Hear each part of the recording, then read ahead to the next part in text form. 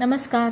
आज आपण बघणार आहोत मार्केटमध्ये मिळतो तसा अगदी साध्या सोप्या पद्धतीने एकदम सॉफ्ट स्पंजी मऊसूत अगदी तोंडात टाकताच विरघळणारा असा ढोकळा जसा गुजरातमध्ये केला जातो किंवा आपण सगळीकडेच बनवतो तशा प्रकारे एकदम साध्या आणि सोप्या पद्धतीने अगदी कमी साहित्य वापरून कशा प्रकारे बनवला जातो ते आज आपण या व्हिडिओमध्ये बघणार आहोत. मी इथे 1 वाटी बेसन घेतलेला आहे. तुमच्याकडे जी वाटी असेल त्या वाटीच्या मापाने तुम्ही घेऊ शकता. मी इथे 1 वाटी बेसन घेतलेले आहे. याच्यामध्ये चिमूटभर मी मीठ टाकलेलं आहे. त्याचवर मी इथे 2 चमचे साखर सुद्धा टाकलेली आहे. साखरेमुळे ढोकळ्याला एक गोडसरपणा येतो, त्यामुळे मी इथे साखर वापरलेली आहे. थोडीशी कलर येण्यासाठी इथे हळद पावडरचा वापर केलेला आहे. तुमच्याकडे फूड कलर असेल तर तुम्ही फूड कलर वापरू शकता किंवा हळदीचा सुद्धा वापर केला तर चालतं, पण हळद थोडीशी टाकावी कारण की आपण इथे लिंबूचा वापर करणार आहोत. जास्त वापरल्यामुळे कलर चेंज होऊ नये यासाठी आपल्याला हळद किंचितशी वापरायची आहे.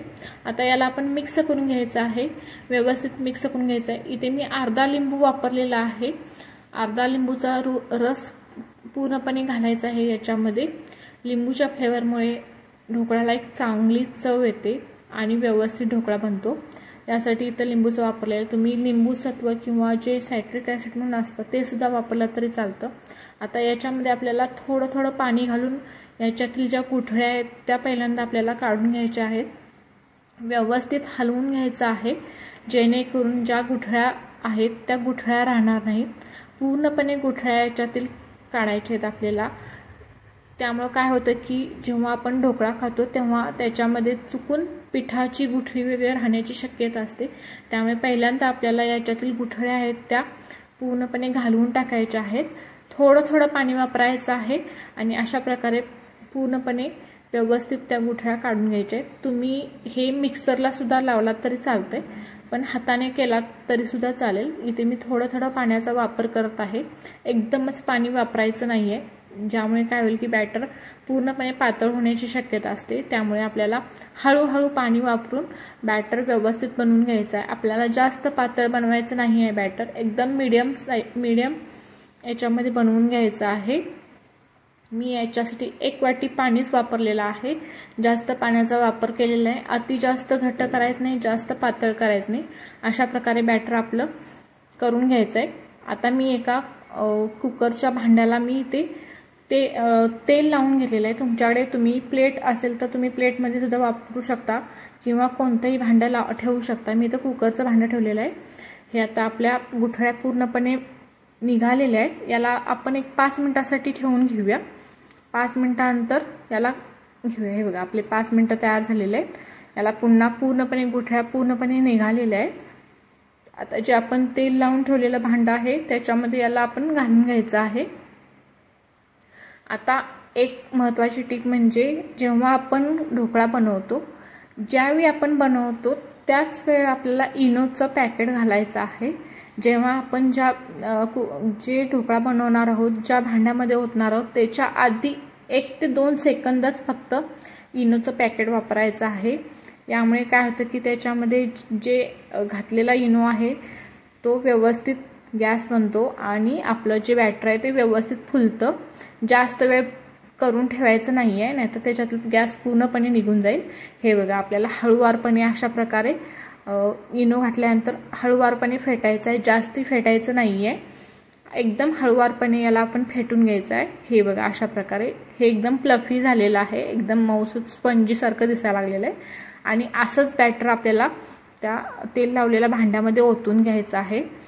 जर तुम्ही जास्त वेळ इनो घातल्यानंतर जास्त वेळ पूर्णपणे ढवळलात तर त्याच्यातील गॅस निघून जाईल आणि आपला ढोकळा व्यवस्थित फुलणार नाही. हे आता मी एका कढईमध्ये पाणी ठेवलेलं आहे. याच्यामध्ये तुमच्याकडे स्टँड असेल तर तुम्ही स्टँड ठेवू शकता किंवा एखादी प्लेट वगैरे ठेवू शकता. मी ते प्लेट ठेवणार आहे आणि प्लेटवरतीच ते भांडं ठेवणार आहे.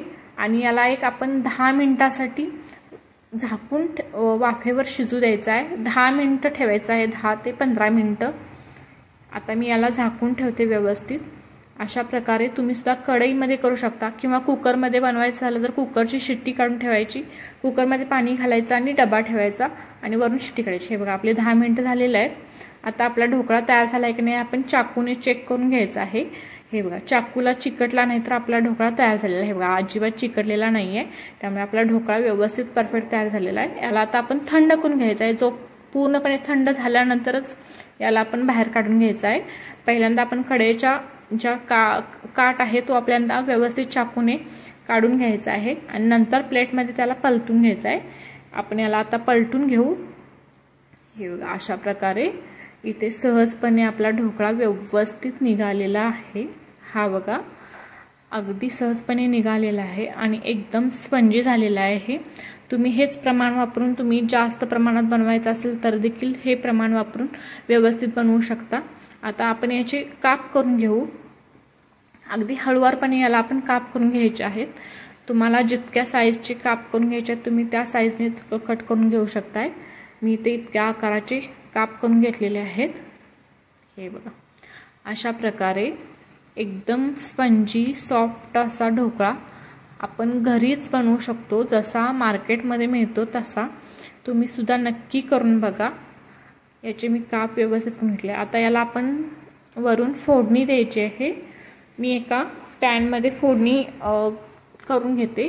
हे बघा मी आता उचलून दाखवते तुम्हाला। ढोकळा अगदी स्पंजी झालेला आहे आणि व्यवस्थित झालेला आहे, कुठेही मध्ये पीठ वगैरे राहिलेलं नाहीये।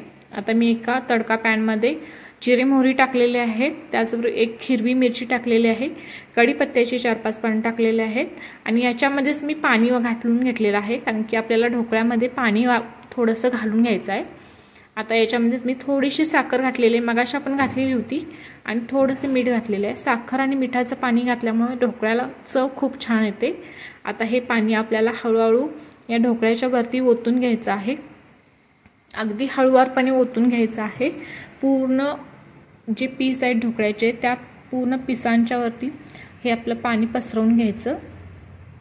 जास्त पाणी वापरायचं नाही आहे, तेवढंच जितकं आपल्याला ढोकळ्याला गरजेपुरतं आहे तितकंच वापरून घ्यायचं आहे। हे पाणी वापरल्यामुळे ढोकळा अगदी छान, चवीला छान आणि एकदम मऊसूत असा होतो। हे बघा आपला ढोकळा अशा प्रकारे तयार झालेला आहे।